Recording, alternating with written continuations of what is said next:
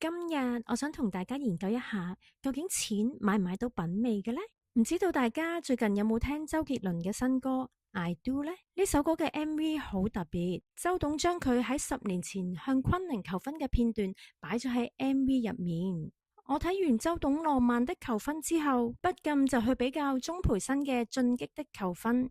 兩位都係不折不扣嘅有錢人啦，佢哋兩個嘅求婚預算可能夠我哋普通人買幾層樓噶啦。佢哋兩個大家都係使錢，但係點解出嚟嘅效果俾大家嘅觀感，甚至乎成件事散發出嚟嗰陣味會爭咁遠嘅呢？我梗係唔會同你哋講佢哋嗰粒鑽石戒指幾多卡咁膚淺啦。我要講嘅係更殘酷、更加腰心腰肺嘅話題，就係佢哋品味嘅差別啦。我會用5個唔同維度去拆解，點解有錢同埋有品味之間嗰條界線可以差咁遠嘅呢？首先，求婚第一件事係講咩先？係講氣氛啊嘛。氣氛點嚟？氣氛唔係靠吊威亞吊返嚟嘅，而係慢慢鋪排嘅心理戰嚟噶。我哋睇下周杰倫先。喺求婚當日，嗰日天氣好凍，昆凌根本就唔想出街。周董就藉口話要去考察下結婚場地，佢帶咗昆凌出去之後，就去咗英國一間餐廳，然之後好戲就上演啦。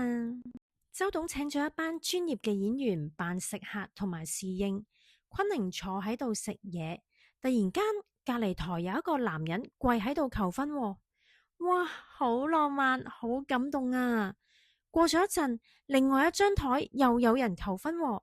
大家想象下昆凌當時嘅心態，一開始可能係哇，今日咩日子咁好啊，然後就慢慢俾嗰種粉紅色嘅氣氛包圍。當個情緒被推到最高嘅時候，最飽滿嘅一刻，周董就突然起身，帶昆凌去另外一個場景度自彈自唱。唱完情歌俾昆凌聽之後，佢又轉換場景，單膝下跪向昆凌求婚。仲有煙花助慶添，呢一種手法我稱之為情緒嘅漸進式鋪排。有品味嘅浪漫係講求心思嘅，佢唔係夾硬咁樣執隻戒指俾你戴，而係精心設計一段心路歷程，一步一步咁樣引導你跌入佢嘅浪漫陷阱，令你由心底裏面感動出嚟。好啦，我哋而家將個鏡頭轉去睇下鍾培生向莊雅晴嘅求婚片段啦。各位觀眾，佢唔係 set 局，佢係直接將自己嘅清水灣大宅變做荷里活嘅片場。佢竟然安排自己吊威亞由30米高空飛落嚟，現場仲有一隊細型嘅管弦樂團伴奏。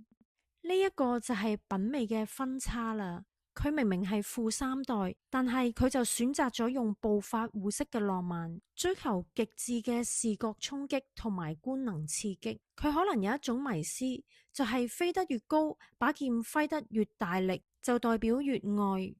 大家不妨代入女主角嘅視覺啊！當你見到你自己嘅未來老公喺屋嘅另外一邊揮住劍咁樣飛過嚟，你會覺得浪漫定係一頭問號呢？品味係要識得喺適當嘅時候收斂噶，用細膩嘅心思去觸動人心，而冇品味就係將所有嘢推到最誇張、最極限，用視覺嘅暴力同埋金錢嘅聲勢去表達你嘅誠意。第二點呢，我就想講下參考嘅對象啦。求婚好多時都會參考一啲浪漫嘅橋段，但你參考啲咩，往往就會反映咗你嘅文化底蘊。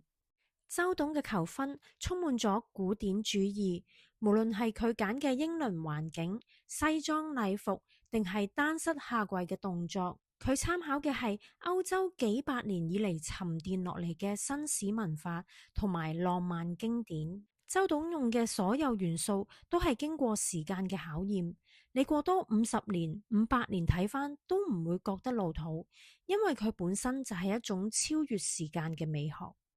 然後我哋又睇返鍾培生啊，佢由唔知幾多米高空飛落嚟，原來係為咗重演動漫《進擊的巨人》入面男主角幫女主角戴頸巾嗰一幕。我明白動漫都可以好吸引人、好感人嘅，但係將一套充滿血腥、戰爭同埋吃人元素嘅末日動畫橋段，夾硬咁樣搬入嚟現實世界嘅求婚儀式入面，呢個就係典型嘅中二病爆發啦。品味係講求場景適合度噶，喺自己大宅着到西裝骨骨咁，但係玩進擊的巨人 cosplay 呢種強烈嘅違和感，就好似你去食米芝蓮3星法國大餐，但係就要求大廚幫你加一支士拉叉辣椒醬咁樣。有錢你可以叫大廚照做，但係就掩飾唔到背後對審美嗰種貧乏。第三就係一段求婚裏面，邊個先係主角呢？呢個問題好似好蠢咁，但其實好多人都會搞錯噶。周杰倫嘅求婚，無論個局 set 到幾大，請咗幾多演員，最終嘅焦點全部都係落喺昆凌身上。周董鋪排咗咁多嘢，只係為咗營造一個安全溫暖嘅情緒氣泡，等昆凌喺入面做唯一嘅小公主。男主角喺呢個時刻係一個奉獻者，佢用佢嘅才華同埋心思去成就女方嘅感動。咁我哋反觀鍾培生嘅吊威亞特技 show 啦。大家諗深一層，由高空降落，全場奏樂，眾人景仰呢個畫面，邊個先係真正嘅主角呢？就係男主角自己啦。呢一種求婚充滿咗強烈嘅自我動感同埋英雄主義。佢唔係喺度問你，你願唔願意嫁俾我啊？而係佢大大聲咁同全世界講：你睇下我幾勁，你睇下我幾浪漫，你睇下我幾叻幾巴閉。有品味嘅男人喺求婚嗰一刻識得縮細自己，將鎂光燈全部都打落女主角身上。而冇品味嘅男人就會當咗求婚係去一生人一次嘅演唱會，女主角只不過係坐喺第一排嘅 fans 咋。呢種主客關係嘅錯位，令到成件事多咗一陣自戀嘅味道，少咗一份雙向嘅真誠。第四點，我就想講下金錢服務嘅對象。講到呢度，好多人都會留言話：喂，周杰倫啊，咪又係使咗好多錢，成班演員飛去英國，又放煙花又古堡咁，都係用錢堆砌出嚟嘅啫。冇錯，兩位都使咗好多錢，但真正嘅品味差異就在於金錢係用嚟服務咩嘅呢？喺周董嘅求婚入面，金錢係一個隱形嘅僕人。佢嘅錢係用嚟買飛機票、包場地、請演員，但係最終呈現嘅畫面，你係唔會睇到一張又一張嘅銀紙噶，你只會睇到細節同埋佢嘅心思。呢個就係近幾年好流行嘅講法 ，quiet luxury， 低調嘅奢華。你知佢好貴，但係佢唔會大大聲聲咁話俾你聽佢有幾貴。錢係無聲無息咁樣服務緊佢嘅意境。調翻轉，我哋睇下財力展示型嘅求婚啦，所有嘢都好大聲 ，loud display。佢有威亞團隊，佢有現場嘅管弦樂團，同埋又大又閃嘅巨型鑽石戒指，仲有一個特製嘅雕塑。成個畫面散發住一種強烈嘅訊息，就係各位，我呢度每一忽都使緊錢噶。喺呢種情況之下，錢就已經唔再係僕人啦。錢就變咗主角啦，所有嘅佈置特技都會令人聯想到，哇，佢一定使咗好多錢先做到噶啦。呢個就係貴族同埋土豪審美上嘅根本分別啦。真正有品味嘅人係優雅地示愛，佢深信佢嘅心意同埋佢嘅創意先係重點，而土豪呢，往往就係用力地示威，因為佢生怕如果唔將最貴嘅嘢擺晒出嚟，人哋就唔知道佢嘅價值啦。第五就係永恆價值嘅藝術品同埋流量密碼。周董嘅求婚過咗咁多年，到今日放返落 MV 入面，大家依然覺得好 sweet、好感人、好浪漫。點解？因為佢係一件藝術品，佢充滿咗周杰倫嘅獨特靈魂，有佢嘅古典情意結，又有佢嘅幽默感。呢件藝術品係冇辦法複製出嚟噶。而鍾培生嘅特技求婚呢，喺新聞嗰度爆咗出嚟幾日，的確係搶咗好多眼球嘅，成為咗全城熱話。但係呢啲咁嘅操作基本上就係一場公關 show，係一個流量密碼。佢揾對最貴嘅團隊，度一條最爆嘅橋，然之後影最靚嘅相 post 上 IG。佢呢種求婚似係呃 like 多啲喎。鍾培生嘅求婚，只要你有足夠嘅錢，任何一個富一代、富二代都可以 copy and paste 咁樣搞多一場。但係你過10年再睇返，大家只會記得飛落嚟嗰條友啊嘛，然後大家都只會得啖笑，感受唔到入面有幾純粹嘅愛情。